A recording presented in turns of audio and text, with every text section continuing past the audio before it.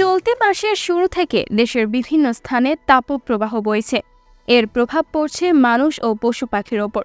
তীব্র তাপপ্রবাহে গত কয়েকদিনে দেশের বিভিন্ন স্থানে ব্রয়লার ও গরু মারা যাওয়ার কথা জানিয়েছেন খামারিরা। পাশাপাশি মুরগি ও গরুর ওজন কমে যাওয়া এবং ডিম ও দুধ উৎপাদন কমে যাওয়ার কথা জানিয়েছেন তারা। অধিক নয়, ন্যায্য ভ্যাট প্রদান করে ব্যবসায় সুরক্ষিত রাখবে ভ্যাট বন্ধু অ্যাপস।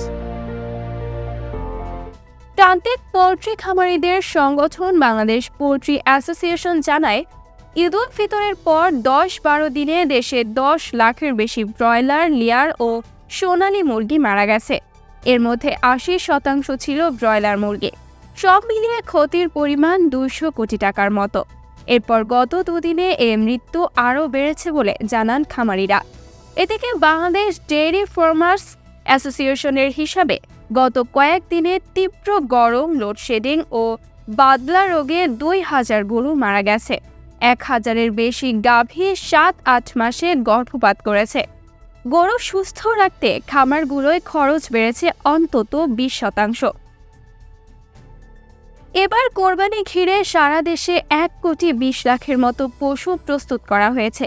তবে গরমে 15 দিনের ব্যবধানে 99%-এর বেশি পশুর ওজন কমে গেছে।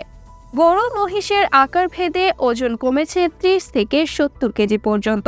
প্রতিটি গাভী থেকে দুধ উৎপাদন কমেছে 20 থেকে 25%। 55,000-এর বেশি খামারি এ সংগঠনের সদস্য। দেশজুড়ে চলমান তাপপ্রবাহের কারণে 7 দিনে গাইবান্ধা সদর উপজেলার খোলাহাটি ইউনিয়নের উত্তর আনালের তারি গ্রামে প্রতাপ ঘোষের 4টি বিদেশি জাতের গরু মারা গেছে। অসুস্থ হয়ে পড়েছে খামারের বাকি গরুগুলো। খামারে একাধিক ফ্যান চালিয়ে এমনকি চালে পানি ছিটিয়ে পশুর ঘর ঠান্ডা রাখার চেষ্টা করলেও তাতে কাজ হয়নি।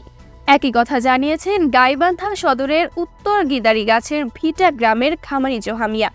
তিনি জানান, গত 4 দিনে হিট স্ট্রোকে তার 6টি গরু মারা গেছে।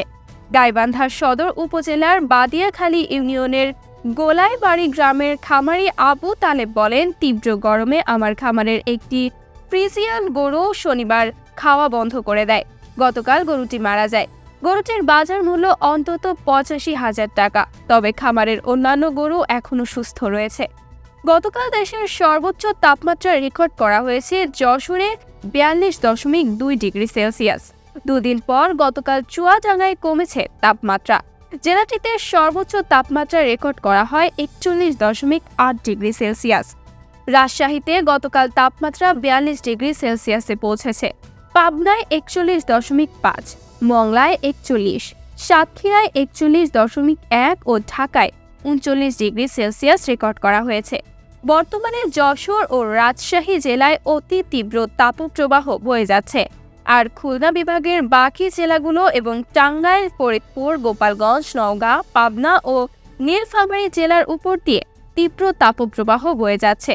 বরিশাল বিভাগ এবং ঢাকা, রাজশাহী ও রংপুরের বাকি অংশ এবং ময়মনসিংহ, মৌলভীবাজার, রাঙ্গামাটি, চাঁদপুর, নোয়াখালী, ফেনী ও বান্দরবান জেলার ওপর দিয়ে মৃদু থেকে মাঝারি তাপপ্রবাহ বয়ে যাচ্ছে এবং তা অব্যাহত থাকতে পারে। বিডিএফ এর সভাপতি ইমরান হোসেন বলেন, টেকসই খামার ব্যবস্থাপনার জন্য আমাদের ভাবতে হবে। আমাদের আবহাওয়ায় সহনশীল গরু লালন পালন করতে হবে, যেন আবহাওয়ার কারণে ক্ষতি না হয়। গত কয়েকদিনে গরমের তীব্রতায় গরু মহিষ খাবার খাওয়া কমিয়ে দিয়েছে, ফলে স্বাভাবিকভাবে শুকিয়ে যাচ্ছে। বেশি ক্ষতিগ্রস্ত হচ্ছে হলস্টিন ফ্রিজিয়ান জাতের গরু। 1000-এরও বেশি গরুর 7-8 মাসে গর্ভপাত হয়েছে। কোরবানির সামনে রেখে এ ক্ষতি কাটিয়ে ওঠা খামারিদের জন্য খুব কঠিন। আধুনিক খামারিরা আগে ভাগে প্রস্তুতি নিলেও প্রান্তিক খামারিদের অধিকাংশ জানেন না উদ্ভূত পরিস্থিতিতে কী করতে হবে।